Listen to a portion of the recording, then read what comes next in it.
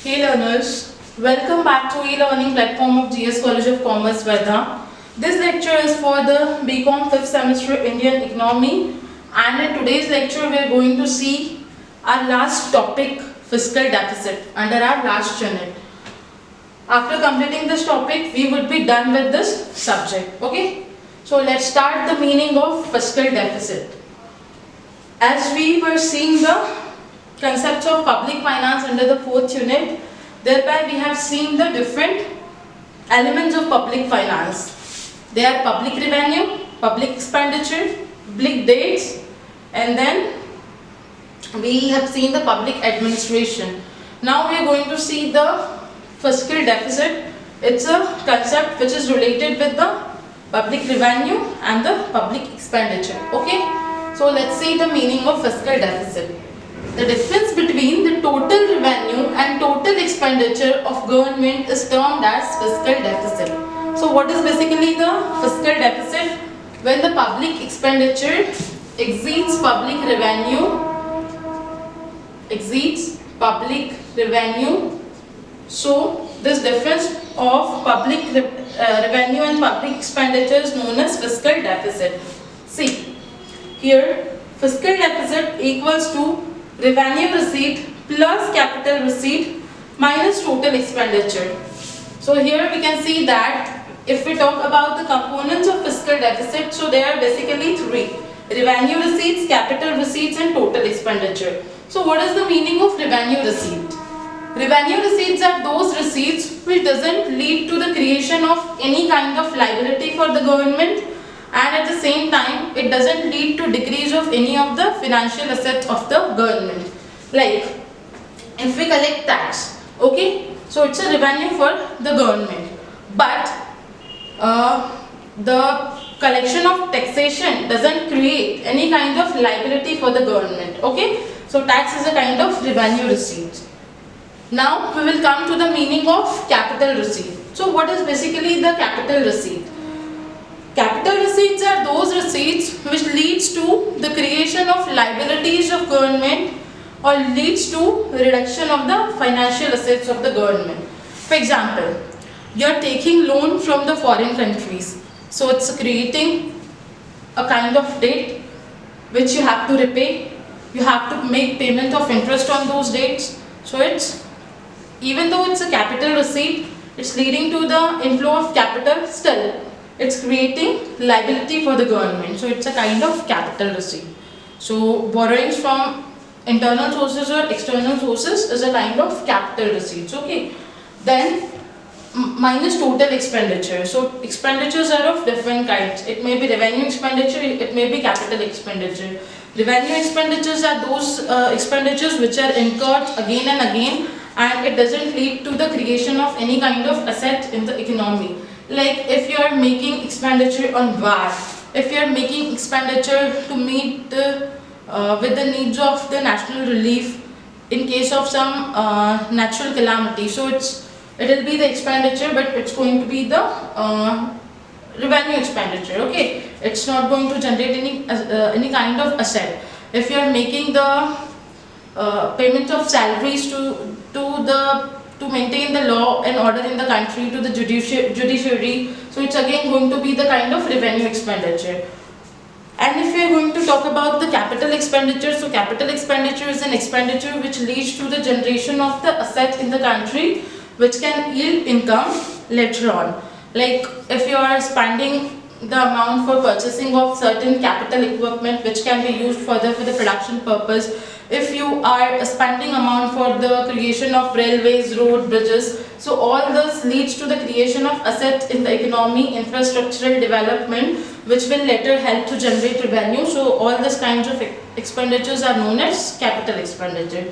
So what is basically the fiscal deficit? It's a difference between the total revenue and the total expenditure, whereby total revenue refers to the revenue receipts plus capital receipts, and the total expenditure refers to the capital expenditure as well as revenue expenditure. Okay, I hope now you are clear with the meaning of the fiscal deficit. Now we will see the causes for fiscal deficit. Means what are the causes because of which the fiscal deficit arises, What are the causes because of which there is public expenditure is more than the public revenue in countries like India? So let's see the reasons. First one is capital investment. See, there are various projects. It may be economic overheads or the social overheads which needs to be undertaken by the government, okay, in which the public sector is generally not interested. So for undertaking all these projects, the government has to incur the huge amount of expenditure, okay. So all this capital investment doesn't bring immediate income to the government. Like if government is making expenditure for the constructions of bridge, for the construction of roads and railways. So these are the projects which requires huge amount of capital expenditure, but it doesn't give any immediate return to the government, which leads to the fiscal deficit, okay. Because when the more amount is required to be spent and the returns are not received immediately, so it will create a kind of deficit. So capital investment is one of the reasons for fiscal deficit. Next one is recession. See, whenever there is recessionary situation in the economy, there is a situation of economic depression whereby there is no effective demand, or effective demand is declining. There is less production, less employment. All these things are the economy. So to control this recession, the government needs to take some steps. Like it has to reduce the rate of income tax. It has to reduce the rate of corporate tax, so that there may be encouragement for the investment. They have to provide financial supports to the various sectors which are suffering by way of giving tax concession and tax concessions and the tax exemptions. So all this contracts the revenue of the government, okay, and it leads to reducing public revenue, which leads to the creation of fiscal deficit, because when the public revenue is falling short and the public expenditure is increasing, so it will definitely lead to the creation of fiscal deficit. The next one is investment or funding by government. See, modern governments are the welfare governments. They are inclined to set up the welfare stage, so thereby they have to take up various programs which are beneficial for the development of the society, which are beneficial for the development of the economy. Like they have to undertake various employment program, they have to undertake various poverty removal program.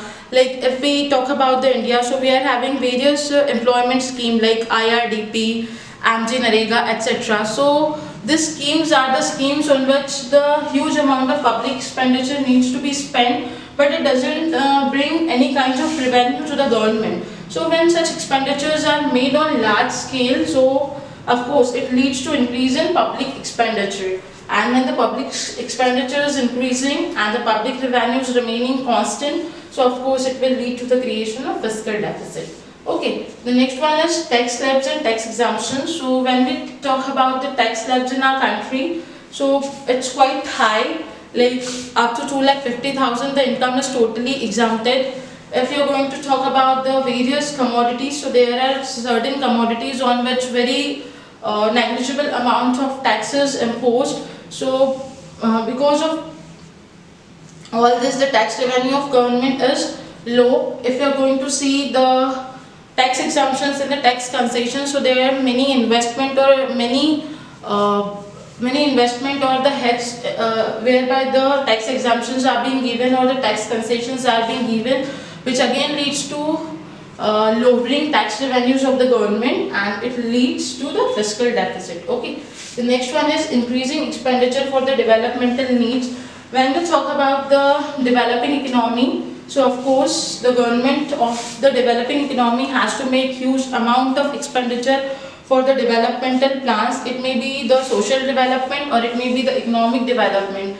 It has to spend large amount of money for the creation of economic infrastructure, financial infrastructure, social infrastructure, etc. So for undertaking all this project, it has to spend huge amount of expenditure. And of course the revenue of the government in the developing country is lower. So therefore, when there is low revenue or less revenue and the more expenditure, so it again leads to the creation of fiscal deficit.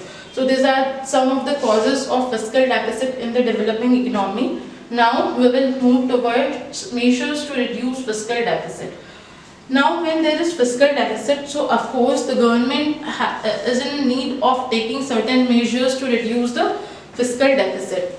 Means how it can improve the situation of the economy and how it can reduce the fiscal deficit in the economy. So here we will see certain measure to reduce fiscal deficit. As we have seen in meaning, it's the difference between total revenue and total expenditure. Okay, so now how we can reduce the fiscal deficit?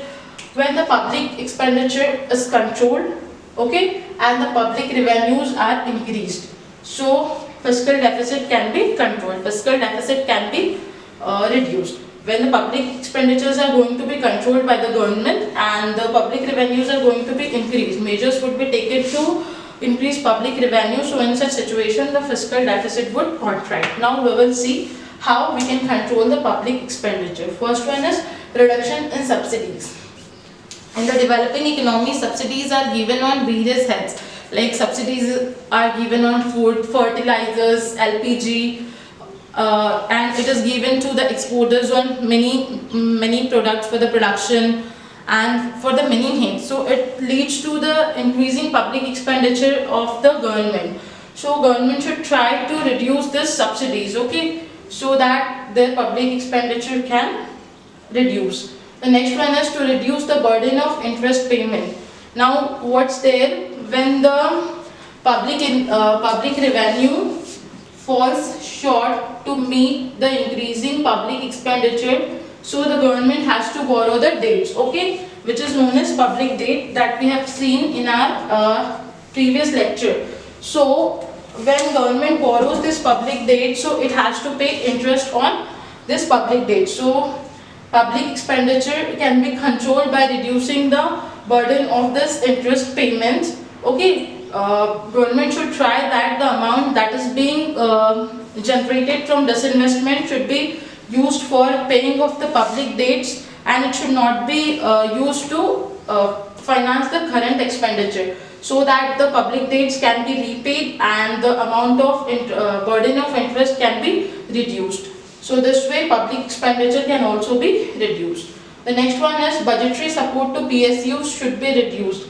Now there are many public sector units or undertakings which are sick or which are suffering losses, so they need to be financed by the government. So government should try that the budgetary support to such institutions should be declined. They should be given encouragement for taking the debts from the market, for gathering capital from the market, so that the public expenditure on for this purpose of rehabilitation of PSUs can be reduced on the government, and this way public expenditure can be curtailed up to a certain extent. So these are the various ways by which the government can control its public expenditure. Now the another measure for reducing fiscal deficit is increasing public revenue. Now how government can increase its public revenue? So first one over here is to increase tax base. If we talk about the situation of the developing economy like India, so here you can see very negligible percentage of people come into the slab of income tax. Only 2 to 3% of total population pays income tax in countries like India. If you are going to see various incomes like agricultural incomes or the income from unorganized sector, so they are the out of the coverage of the tax names. So this way the government should include the agricultural incomes and agriculture income after a specified limit, and the income from various unorganized sector in the tax net, so that government can collect more and more revenue by way of taxation, by way of increasing the tax base. The next one is strict enforcement of tax law. If you see the situation of countries like India, so here people take the advantages of loopholes in law, and at the same time what they do is they resort for the practices like tax evasion, which generates black money in the economy. So even though there are laws, government should see to that it's being strictly implemented. Okay, So this way the problem of tax evasion can be reduced in the country, and the government should also see that if there is any loophole in the law, so it can be rectified so that revenues can be increased. Okay. The next one is to bring more commodities in tax nets. There are certain commodities which are in very negligible tax net, due to which the government's revenue is falling. So government should try to bring more and more commodities in the tax net so that the indirect tax revenue can be increased. The next one is reduce tax concession and exemptions. See, there are tax concession and exemptions which are there under the tax mechanism. So government should try to reduce these exemptions and concessions. Government should see to that the objective of giving these exemptions and the concessions are being achieved or not, and if the objective of giving these exemptions and concessions are not being achieved, so in this case the government should remove this taxation exemptions and the concessions so that revenues can be increased from the particular sectors or the areas. The next one is restructuring of PSUs. The government should restructure the PSUs in such a way that it can bear the burden of its own financing.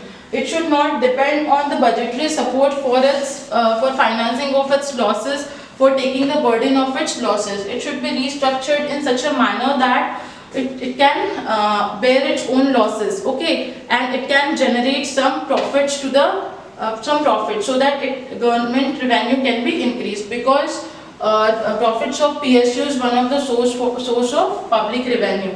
So this way, by adopting to all these measures, the public revenue can be increased. So these are the measures to reduce fiscal deficit. So here I declare that we are done with our syllabus of Indian economy. Now what you have to do is you have to keep watching the YouTube lectures. You have to prepare for the examinations. In next semester we will meet with the new subject. Till then, keep watching the YouTube lectures, keep studying. Thank you.